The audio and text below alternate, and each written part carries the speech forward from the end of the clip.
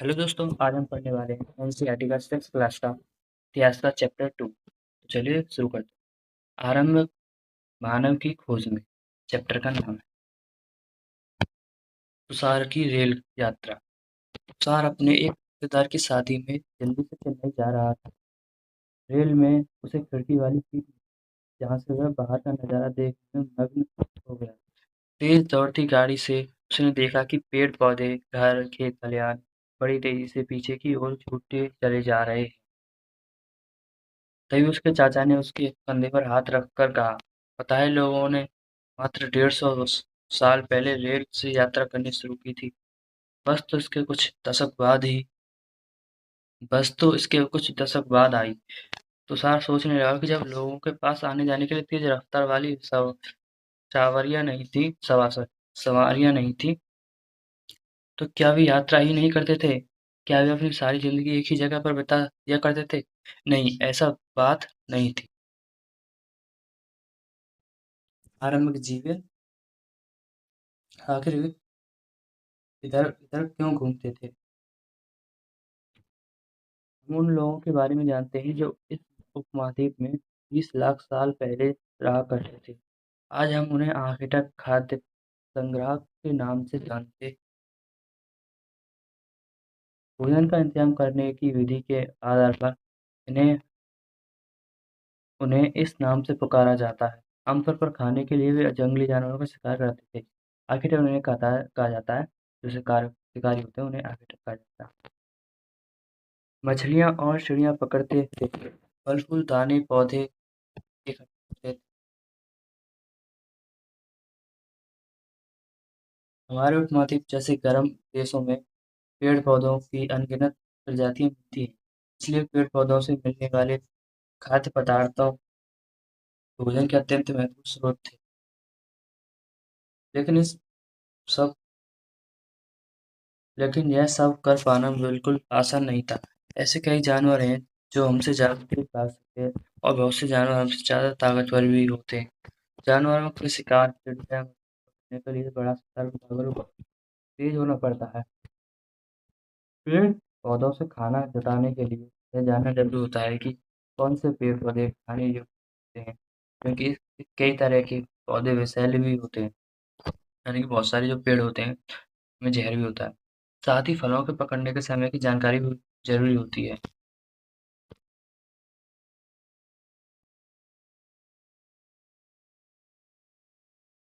ऐसे समुदायों में रहने वाले बच्चों के ज्ञान और गुणों का वर्णन करो। क्या तुम्हें ऐसे गुण और ज्ञान है? बिल्कुल है। आर्किटेक्ट खाद्य संग्राहक समुदाय के लोगों के एक जगह से दूसरी जगह पर घूमने रहने के पीछे कम से कम 4 कारण हो सकते हैं। पहला कारण यह है कि अगर वे एक ही जगह पर ज़्यादा दिनों तक रहते हैं और आसपास के पौधों, फलों और जानवरों को खाकर समाप्त कर देते थे, इसलिए और भोजन की तलाश में इन्हें दूसरी जगह जाना पड़ता था। दूसरा कारण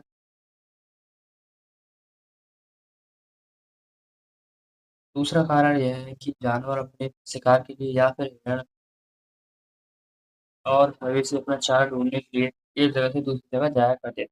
इसलिए इन जानवरों का शिकार करने वाले लोग भी पीछे-पीछे जाया करते होंगे। तीसरा कारण यह है कि पेड़-पौधों और फल-फूलों अलग-अलग मौसम में आते हैं। इसलिए लोग इनकी तलाश में फिर मौसम के अनुसार अन्य इलाकों में घूमते हों।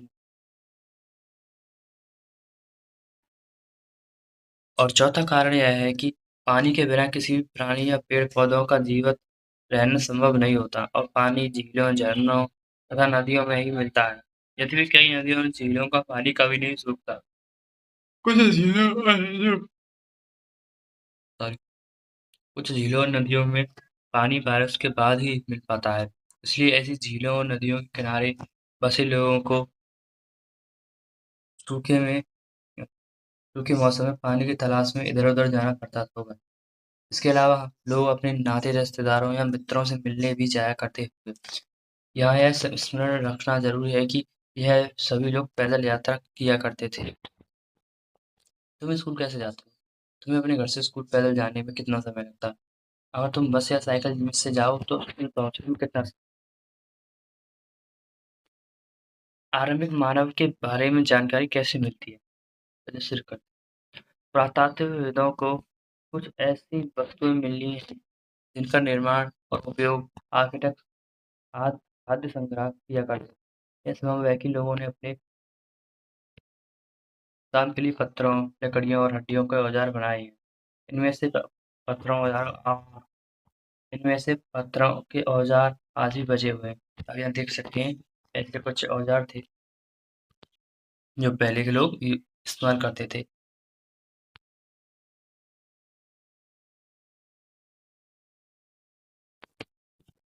यहाँ पे देख लेते हैं। पत्थर से बने औजार का ये पत्थर हैं। ये पत्थरों से बने प्राचीनतम औजार हैं। इन्हें कई हजार साल बाद बनाया गया। इन्हें और बाद में बनाया गया। इन्हें लगभग 10,000 साल पहले बनाया गया था और ये गुटिका यानी कि प्राकृतिक पत्थर हैं।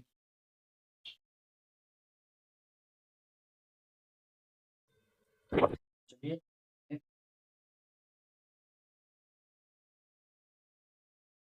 यहाँ पत्थरों के औजारों के कुछ उपयोग बताए गए हैं। ऐसे कामों की एक सूची बनाओ जिनमें से इसमें इस तरह के औजार काम करते हैं। बताओ कि इनमें से कौन कौन से सामान्य पत्थरों के लिए किए जा कारण सहित उत्तर। तो इनमें से कुछ औजारों का उपयोग फल-फूल काटने, हड्डी और मांस काटने तथा पेड़ों की छाल और जानवरों की छाल उतारने के लिए किया जाता है।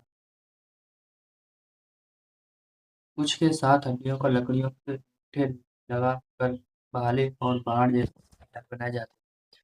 कुछ औजारों से लकड़ियाँ काटी जाती हैं। लकड़ियों का उपयोग ईंधन के साथ-साथ झोंपड़ियों और रोज़ाना बनाने के लिए किया जाता था। बात कर लेते हैं मानचित्र मानचित्र 2 को देखो। लाल त्रिकोण वाले स्थान वे स्थल हैं जहाँ पर आर्किटेक्ट संग्राहकों के होने के प्रमाण मिले। इसके अलावा भी और कई स्थानों पर आर्किटेक्ट संग्राहक रहते थे। मानचित्र में सिर्फ कुछ गिने-चुने स्थान ही चिह्नित किए गए हैं। कई पुरातत्व स्थल नदियों और झीलों के किनारे पाए गए हैं। तो यहाँ देख सकते हैं। मैं आपको जो इसको नोट्स में दे दूँ आप चिंता ना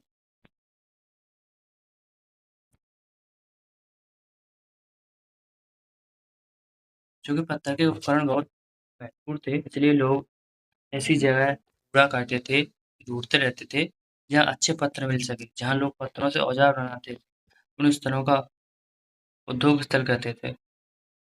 हमें इन उद्योग स्थलों के बारे में जानकारी कैसे मिलती है? आमतौर पर हमें ऐसी जगहों पर पत्थर के बड़े-बड़े टुकड़े मिलते हैं और ऐसे उपकरण मिलते हैं जिन्हें लोग इस स्थलों पर छोड़ गए होंगे क्योंकि वे ठीक नहीं बने होंगे। साथ ही औजार बनने के बाद पत्थरों के टूटे-फूटे टुकड़े भी इन स्थानों पर मिलते हैं। कभी-कभी लोग इस स्थानों पर कुछ ज़्यादा समय तक रहा करते थे। ऐसे स्थलों को आवासीय और उद्योग स्थल कहते हैं। वे आप देख सकते हैं क्या पढ़ लेते हैं। भीमबेटका का आधुनिक आवासीय परिसर उन्हें कहते हैं जहाँ लोग रहा करते थे, जिनमें इनमें गुफाओं और कंदराओं जैसे वे स्थल होते हैं जिन्हें यहाँ दर्शाया गया है। लोग इन गुफाओं में इसलिए रहते थे क्योंकि यहाँ उन्हें बारिश, धूप और हवाओं से राहत मिलती थी। ऐसी प्राकृतिक गुफाएं विंध्य और दक्कन पर्वतीय इलाकों में मिलती हैं और जो नर्मदा घाटी के पास है। क्या तुम बता सकते हो कि रहने के लिए लोगों ने यह जगह क्यों चुनी होगी? तो आप बताओ कमेंट में। और ये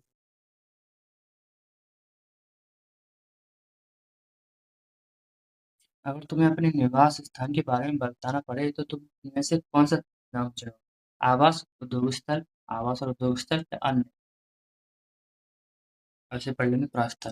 पुरास्थल उस स्थान को कहते हैं जहाँ औजार, बर्तन और यानी पुरास्थल जो कहते हैं जो पुरानी प्राचीनतम चीज जो पुरानी चीज है उनके औजार, बर्तन जो भी कुछ मिलते हैं वे जो उनके अवशेष मिलते हैं उन्हें पुरास्थल ऐसी वस्तुओं का निर्माण लोगों ने अपने काम के लिए किया था और बाद में वे उन्हें वहीं छोड़ गए। ये ज़मीन के ऊपर, अंदर, कभी-कभी समुद्र और नदी के तल में भी पाए जाते हैं। इन प्रस्थलों के बारे में आपको अगले अध्याय में बताया गया जाएगा। अब आते हैं पाषाण औजारों का निर्माण। पाषाण उपकरणों को प्रायः 2 तरीकों से बनाया जाता था।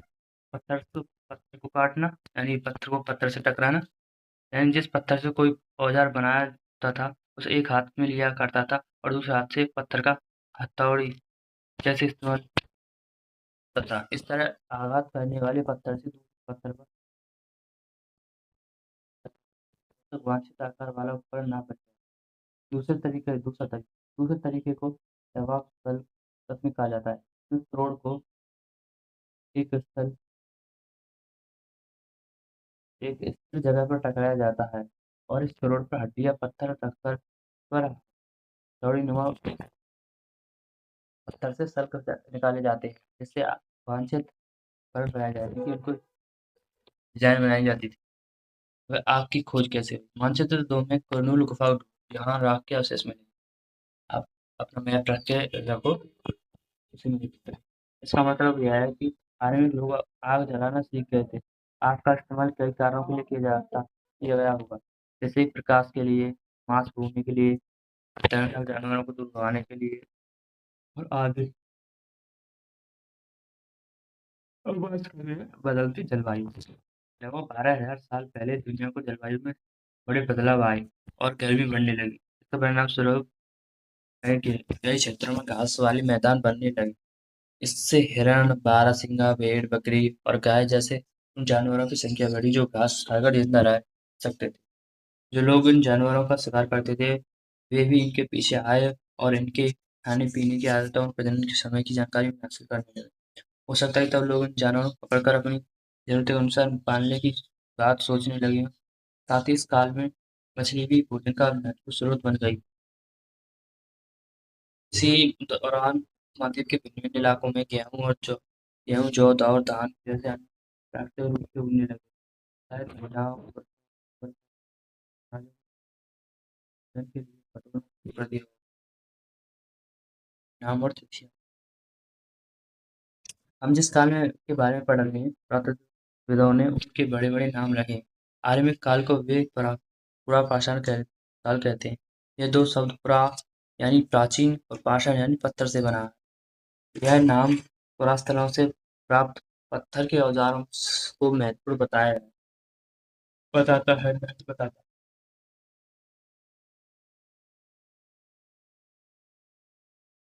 पुरापाषाण काल 20 लाख पहले से 12,000 साल पहले के दौरान माना जाता है।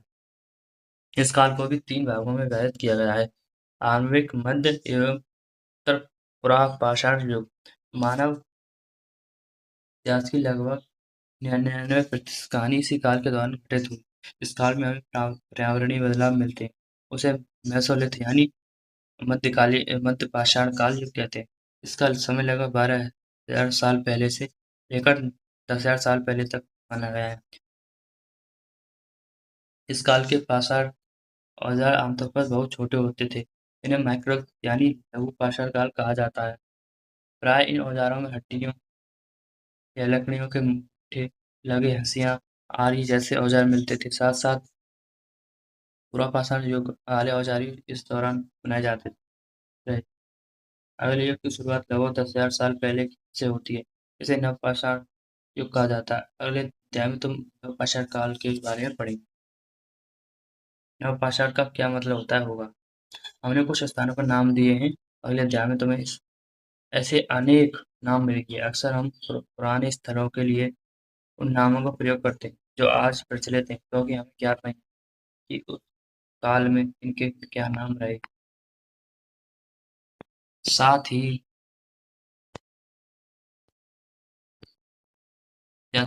वे ये भी सीखने लगे होंगे कि अनाज कहाँ उगते, कब फसल तैयार होते हैं। ऐसा करते करते लोगों ने अनाजों को खुद पैदा करना सीख लिया होगा। शैल चित्रशैला।